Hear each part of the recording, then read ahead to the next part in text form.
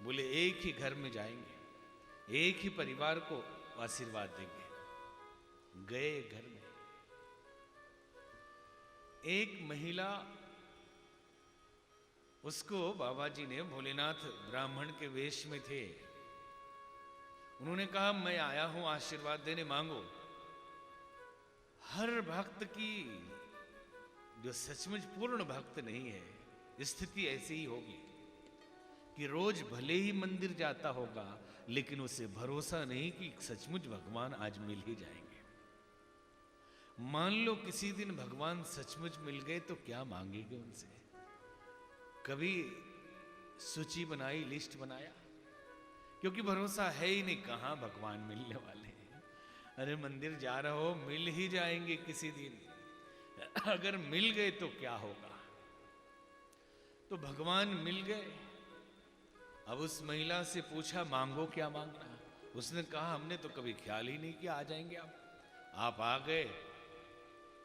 कमरे के अंदर जाकर सोचने लगी कि क्या मांगू।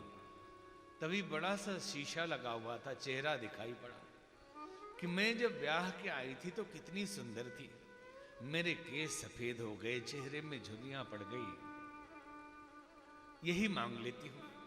बोले भगवान यदि देना ही है तो मैं जैसे 16 साल की थी वैसा बना दीजिए। शिव जी ने कहा तथास्तु। वो सुंदर 16 साल की युवती कन्या हो गई।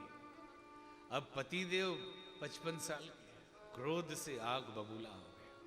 मूर्ख, मैं 55 साल का, तू 16 साल की। भोलेनाथ ने कहा आप भी एक वरदान मांग लीजिए। वो चाहता तो मांग सकता था, वो गुस्से में कहता नहीं चाहिए वरदान, अगर देना है तो इसे स्वरिया बना दीजिए। भगवान ने कहा तथास्तु। वो 16 साल की कन्या से स्वरिया बन गई, इधर उधर डोलने लगी। अब बच्चा रोने लगा कि मेरी मम्मी कहाँ है? तो बाबा ने कहा बेटे तू भी एक वरदान मांग ले। वो कहता कुछ नहीं चाहिए, मेरी मम्मी जैसी थी वैसा कर दीजिए। बोले तथास्तु। 3 वरदान दिया, एक भी फलित नहीं हुआ। भोलेनाथ ने कहा देवी इसलिए मैं बरेली नहीं आ रहा था, इनको वरदान देने से भी कोई फायदा नहीं, क्योंकि मति निर्मल नहीं है। तभी एक बूढ़ी माता बैठी थी, उनसे भगवान ने कहा आप ही एक मांग लो, आखिरी चलते चलते कुछ तो यहां दे जाऊं। तो बूढ़ी माता ने कहा बाबा ऐसा वरदान दीजिए कि मेरे नाती पोते 10 मंजिला मकान पे सोने की कटोरी में चांदी के चम्मच से खीर खाएं और मैं बिना चश्मे के देखूं। इतनी संपत्ति दे दीजिए, 10 मंजिला मकान हो, इतनी उम्र दे दीजिए नाती पोते उसके भी बच्चे रहे, और स्वास्थ्य इतना अच्छा हो कि चश्मा ना लगाना पड़े, सोने चांदी में खाए। ये सद्बुद्धि का कमाल है।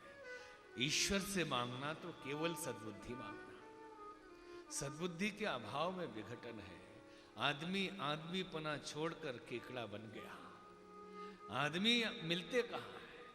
एक संत कहीं जा रहे थे, जैसे हमने सुना कि संत इमर्सन एक दिन के दोपहरी में लालटेन जला के जा रहे थे। लालटेन जला के जा रहे थे तो लोगों ने पूछा कि इतनी रोशनी है, इतना प्रकाश है, फिर भी आप लालटेन जला के जा रहे हैं? तो उन्होंने कहा मैं जिसे ढूंढ रहा हूं सूर्य की रोशनी में नहीं मिल रहा है, शायद सूर्य की रोशनी कम पड़ रही है तो लालटेन से थोड़ा सहयोग हो जाए। तो आप किसे ढूंढ रहे हैं? बोले मैं इंसान ढूंढ रहा हूं। डॉक्टर मिल जाते हैं, इंजीनियर मिल जाते हैं, नेताजी मिल जाते हैं, मंत्री जी मिल जाते हैं, अध्यापक मिल जाते हैं, लेकिन आदमी नहीं मिल रहा है। आदमी कहीं नहीं मिल रहा, इसलिए मैं रोशनी एक्स्ट्रा जला के चल रहा हूं कि शायद कोई आदमी मिल जाए, कोई इंसान मिल जाए। संत जा रहे थे, प्यास लगी, सामने एक बड़ा भवन था, एक आदमी बैठा था। संत ने कहा भाई बहुत प्यास लगी है, जरा जल पिला देना। उस आदमी ने कहा बाबा आगे बढ़ो, यहां कोई अभी आदमी नहीं है। संत ने कहा दूर दूर तक कोई मकान नहीं, बहुत प्यास लगी है, मैं कहाँ जाऊंगा, आप पिला दो पानी। बोले कहा ना यहाँ कोई अभी आदमी नहीं है। तो संत ने कहा कि देखने में तो आप भी आदमी जैसे लगते हो, मुझे प्यास लगी है, थोड़ी देर के लिए आप ही आदमी बन जाओ, थोड़ी देर के लिए आप ही आदमी बन जाइए। आदमी आदमी नहीं रहा, केकड़ा बन गया। केकड़ा देखा कभी आपने? कि जैसे एक शहर का आदमी गांव में गया, मछुआरा मछली पकड़ रहा था, मछलियां नहीं आ रही थी, तो केकड़े पकड़ के डाल रहा था टोकरी में। तो शहरी आदमी ने कहा कि मछुआरे भाई, ये केकड़े भाग जाएंगे, मेहनत विफल हो जाएगी, ढक के रखा करो। तो मछुआरे ने कहा भाई लगता है आप शहर से आए, केकड़े के स्वभाव से परिचित नहीं है। तो बोले क्या है स्वभाव? एक केकड़ा बाहर निकलने की कोशिश करेगा, दूसरा टांग पकड़ के लटक जाएगा, और दूसरा जैसे आगे बढ़ने की कोशिश करेगा, तीसरा लटक जाएगा। ये सारे केकड़े उसी में उलट पलट होते रहेंगे, निकल नहीं पाएंगे। आदमी केकड़ा हो गया। हमारे पास पुरुषार्थ है या नहीं? हम आलसी हैं, प्रमादी हैं, निकम्मे हैं, लेकिन यदि सचमुच का पुरुषार्थी, सचमुच का साहसी, सचमुच का पराक्रमी यदि शुभ कर्म करने के लिए आगे बढ़ता है, तो हम टांग खींचने से बाज नहीं आते। कि हमारा पड़ोसी और ऊपर उठ जाएगा, मेरे रहते कैसे उठेगा, अभी टांग खींचता हूं। ये हालत आदमी की हो गई। ए मनुष्य, किस पतन गर्त में खो गया, आज देवत्व तेरा कहां सो गया। देवता भी तरसते थे जिस देह को, उस मनुज देह को आज क्या हो गया। आदमी आदमी को सुहाता नहीं, आदमी से अरे डर रहा आदमी। आदमी आदमी को सुहाता नहीं, आदमी से अरे डर रहा आदमी। आदमी आदमी को सुहाता नहीं, आदमी आदमी को सुहाता नहीं, आदमी से अरे डर रहा आदमी। आदमी से अरे डर रहा आदमी। हाल इतना बुरा है कि विश्वास भी, हाल इतना बुरा है कि विश्वास भी आदमी पर नहीं कर रहा आदमी। आदमी आदमी को सुहाता नहीं, आदमी से अरे डर रहा आदमी।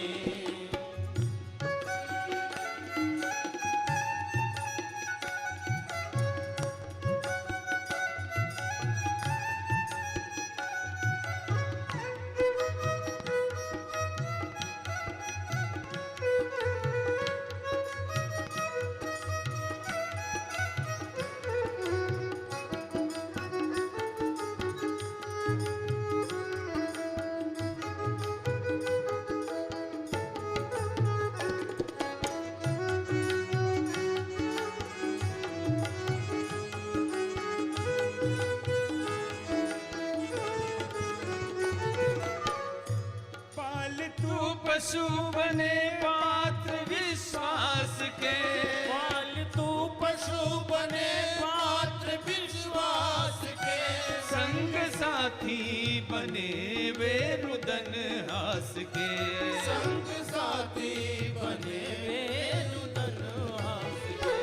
आज विश्वास पशु पर भले हम करें, आज विश्वास पशु पर भले हम करें, पर पड़ोसी न विश्वस्त है पास के। आदमी आदमी को सुहाता नहीं, आदमी से अरे डर रहा आदमी। हरि बोल।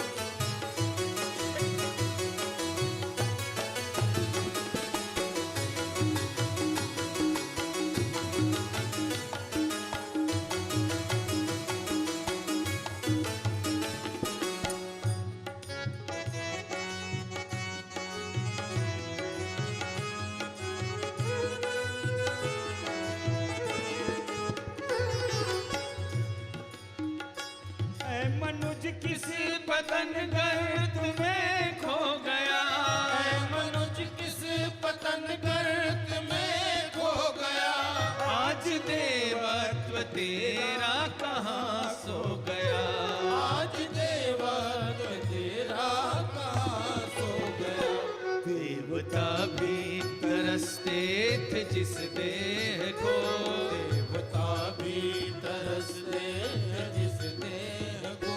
उस मनुज देह को आज क्या हो गया। आदमी आदमी को सुहाता नहीं, आदमी से अरे डर रहा आदमी।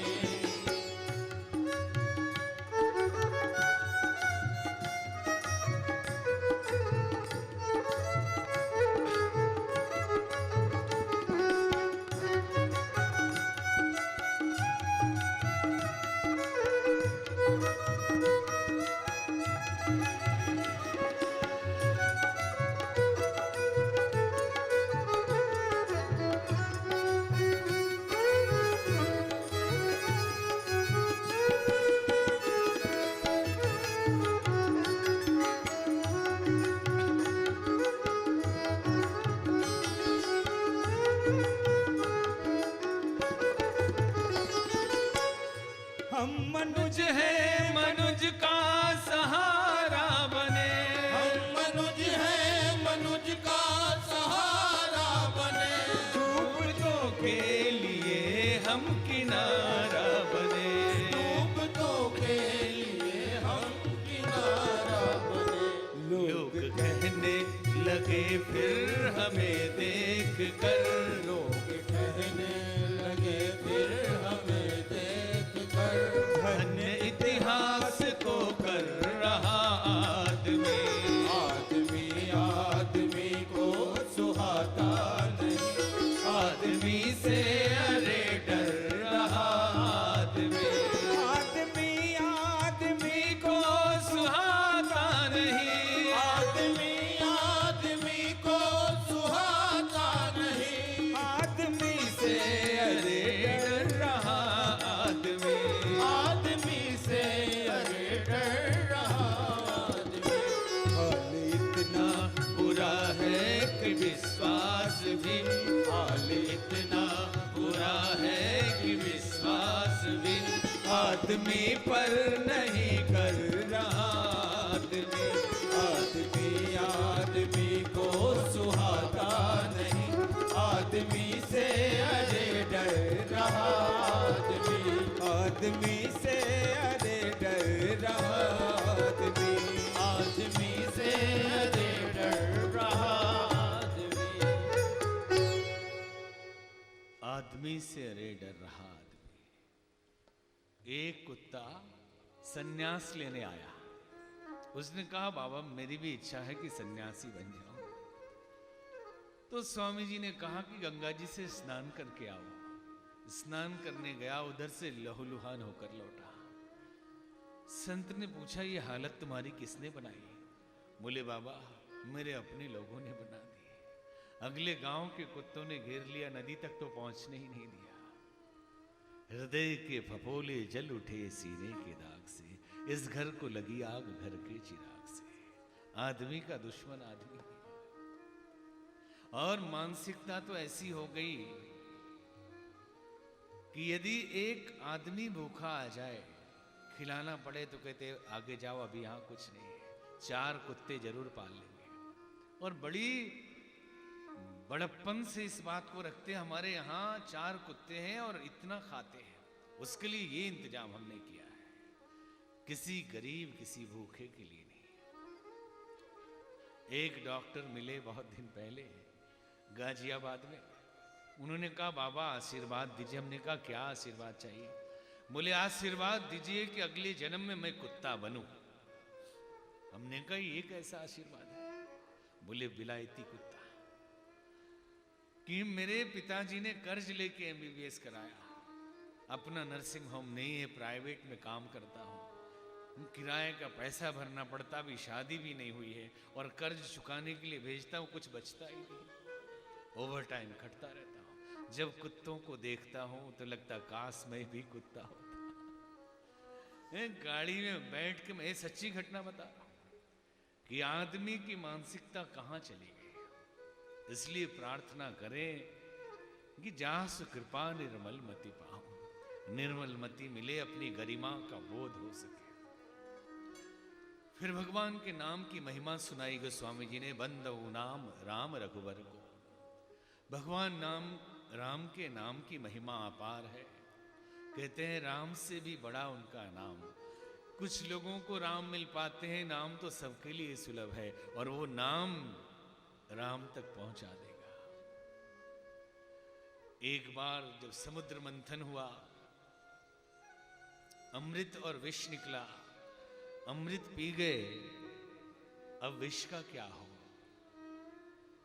देवताओं विष लेकर भोलेनाथ के पास पहुंचे कि बाबा अमृत तो हम लोगों ने पी लिया, इस जहर का क्या करें? उन्होंने कहा लाओ मैं पी लेता हूं। भगवान भोलेनाथ ने वो जहर पी लिया। कंठ नीला हो गया, आंखें बंद हो गई। देवताओं को लगा जैसे बाबा गए। थोड़ी देर में जब आंखें खोली तो कहने लगे आप अभी जीवित हैं? बोले हाँ जीवित हूं, आपको क्या लगा? बोले हमें तो लगा आप स्वर्ग सिधार गए। अच्छा ये बताए कि विष पी के भी आप कैसे इतने शांत भाव से हैं? उन्होंने कहा तुम पुनि राम राम दिन राती, सादर जपहो अनंग अराती। राम राम दिन रात में जपता रहता हूं, और जब विष उसमें गया तो दोनों मिलके विश्राम हो गए, और मैं अब विश्राम को प्राप्त हो रहा।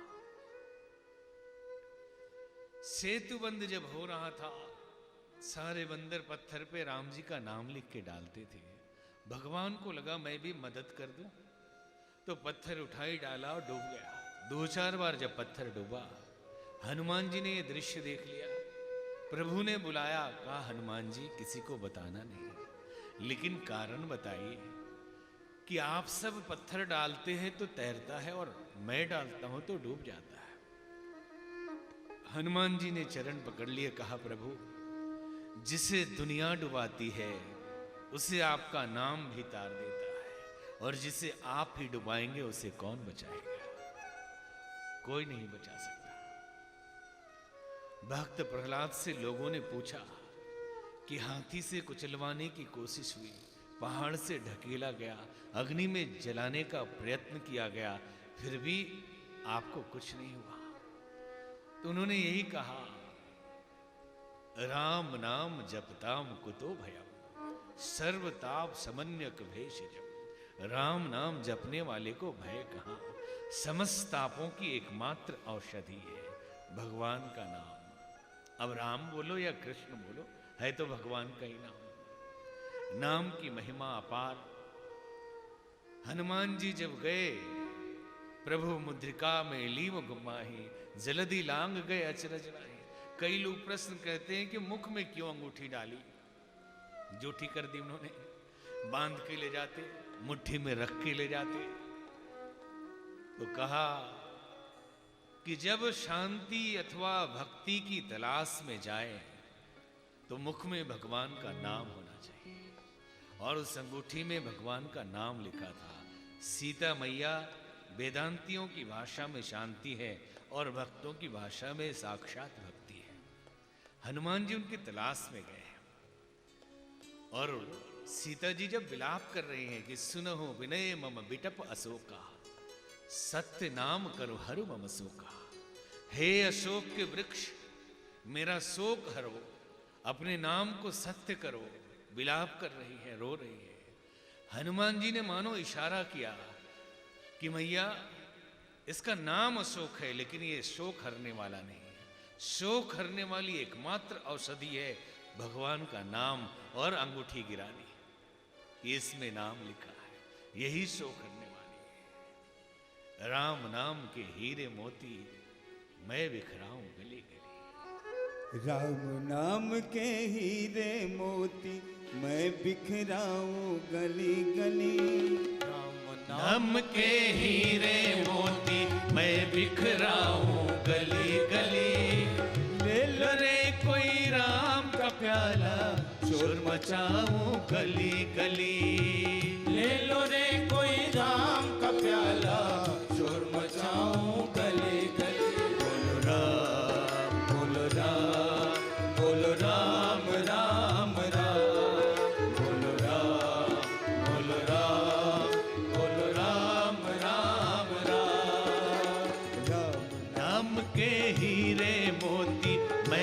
बिखराऊं गली गली। राम नाम के हीरे मोती मैं बिखराऊं गली गली। ले लो रे कोई राम का प्याला, शोर मचाऊं गली गली। ले लो रे कोई राम का प्याला, शोर मचाऊं गली गली। बोलो राम बोलो राम बोलो राम राम राम। बोलो राम बोलो राम बोलो राम राम राम।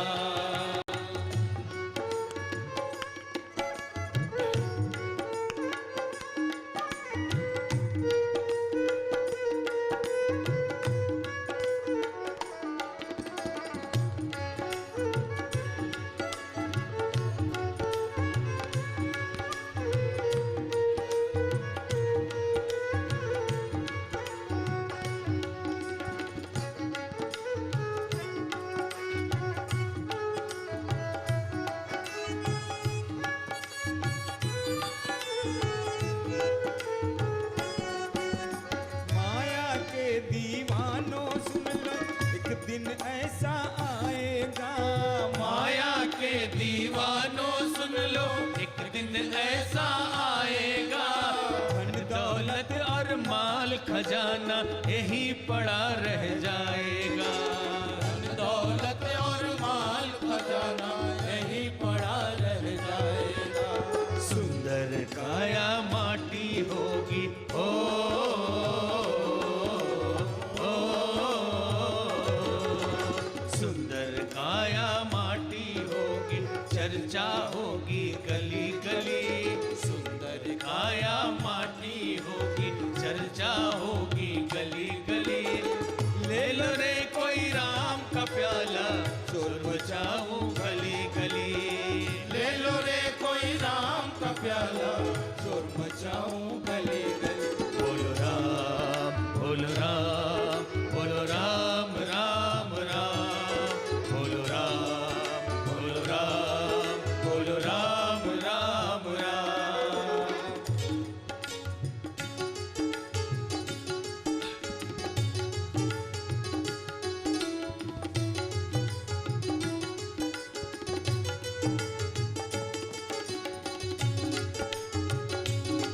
हरि बोल।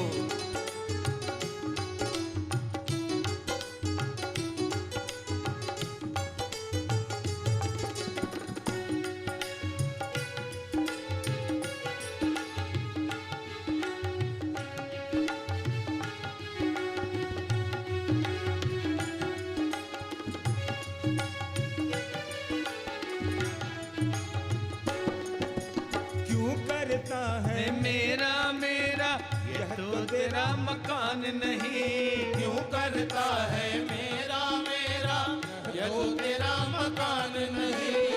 झूठे जग में फंसा हुआ है, वह सच्चा इंसान नहीं। झूठे जग में फंसा हुआ है, वह सच्चा इंसान नहीं। जग का मेला 2 दिन का है ओ, ओ, जग का मेला 2 दिन का है, अंत में होगी चला चली। जग का मेला 2 दिन का है, अंत में होगी चला चली। ले लो रे कोई राम का प्याला, शोर मचाऊं गली गली। ले लो रे कोई राम का प्याला, शोर मचाऊं गली गली। बोलो राम बोलो राम बोलो राम राम राम। बोलो राम बोलो राम बोलो राम राम राम।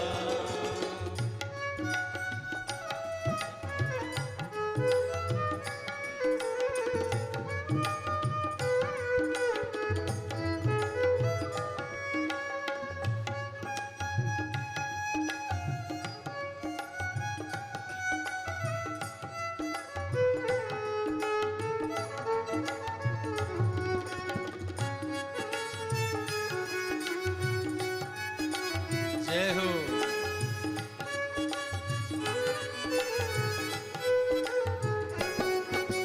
जिन जिन ने यह मोती लूटी, वह तो माला माला माल हुए। जिन जिन ने यह मोती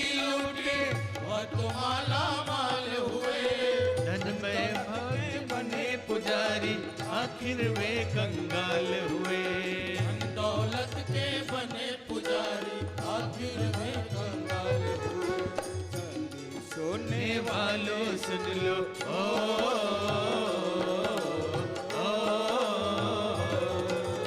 चांदी सोने वालों सुन लो, खरी खरी चांदी सोने वाले सुन लो, बात सुनाओ खरी खरी। ले लो रे कोई राम का प्याला, शोर मचाओ गली गली। ले लो रे कोई राम का प्याला, शोर मचाओ गली गली। बोल राम बोल राम, बोल राम राम राम, बोल राम, बोल राम, बोल राम राम राम, बोल राम, बोल राम, बोल राम राम राम, बोल राम, बोल राम, बोल राम राम राम, बोल राम, बोल राम, बोल राम राम। नाम की महिमा गोस्वामी जी ने गाई। कहते हैं जप ही नाम जन आरत भारी, मिट ही कुसंकट हो ही सुखारी। 4 प्रकार के नाम जपने वाले बताए। और भगवान कृष्ण गीता में अर्जुन से कहते हैं चतुर्विद्या भजन्ते माम जनो सुकृतो। हे अर्जुन, 4 प्रकार से लोग मुझे भजते हैं, आर्त, यथार्थी, जिज्ञासु और ज्ञानी।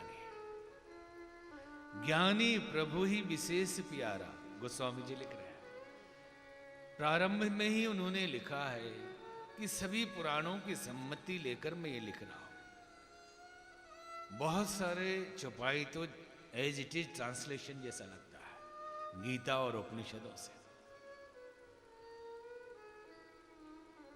गोस्वामी जी लिखते हैं 4 प्रकार के भक्त हैं जिसका वर्णन करते हैं गीता में सीधे सीधे वैसे ही है।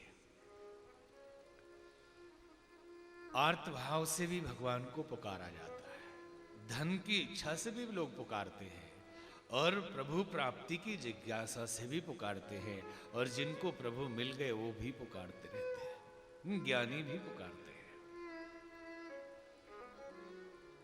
शिव जी को नमन करके ये कथा गोस्वामी जी प्रारंभ करते हैं।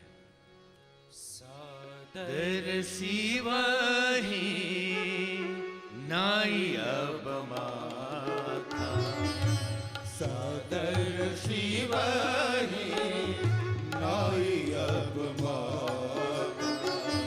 वर्णव विशद राम गुण गाथा, वर्णव विशद राम गुण गाथा। संबत 16 से 31, संबत 16 से 31। करवो कथा हरि पद धरि सीसा, करो कथा हरि पद धरि सीसा। करवो कथा हरि पद धरि सीसा। सादर शिव ही नाई अब माथा। आदर पूर्वक भगवान भोलेनाथ के चरणों में शीश नवाकर मैं ये कथा प्रारंभ कर रहा हूं।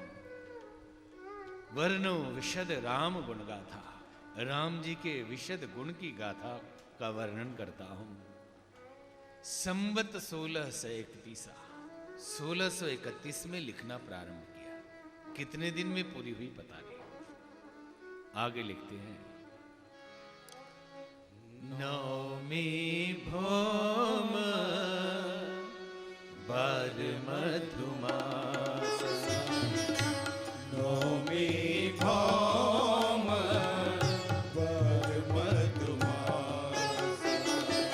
अवधपुरी यह चरित प्रकाश, अवधपुरी चरित प्रकाश। जिहि दिन राम जन्म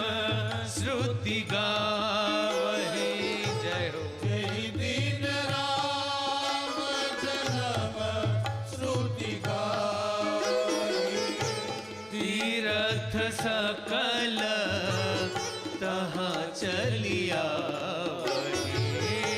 तीरथ सकल तहाँ चलिया। नवमी भौमवार मधुमास, नवमी तिथि चैत्र मास मंगलवार भगवान अवध में प्रकट हुए। सारे तीर्थ वहां आ गए। कहते हैं तीर्थों में देवता का वास होता है, और जहां परमात्मा ही आ जाए वहां तीर्थ क्यों ना आए। गोस्वामी जी लिखते हैं कि अब मैं श्री रघुनाथ जी के चरण कमलों में को हृदय में धारण करके उन्हीं का आशीष पाकर दो श्रेष्ठ मुनियों की वार्ता आपको सुनाता हूं।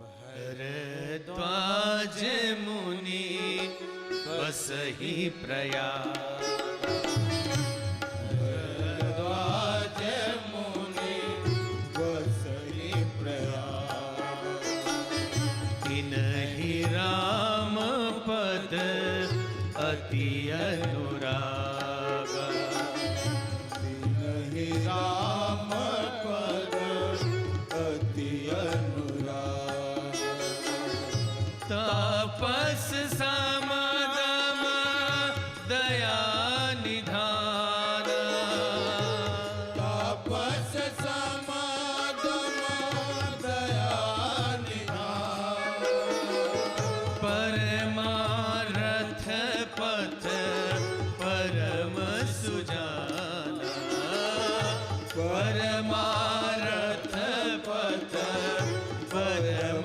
सुजाना, मघ मकर गत रवि जब होए, मघ मकर गत रवि जब होई, तीरथ पति ही आव सब कोई, तीरथ पति ही आव सब कोई, देव तनुज की नर नर नयनी, देव तनुज की नर नर श्रेणी, सादर मजहि सकल त्रिवेणी, सादर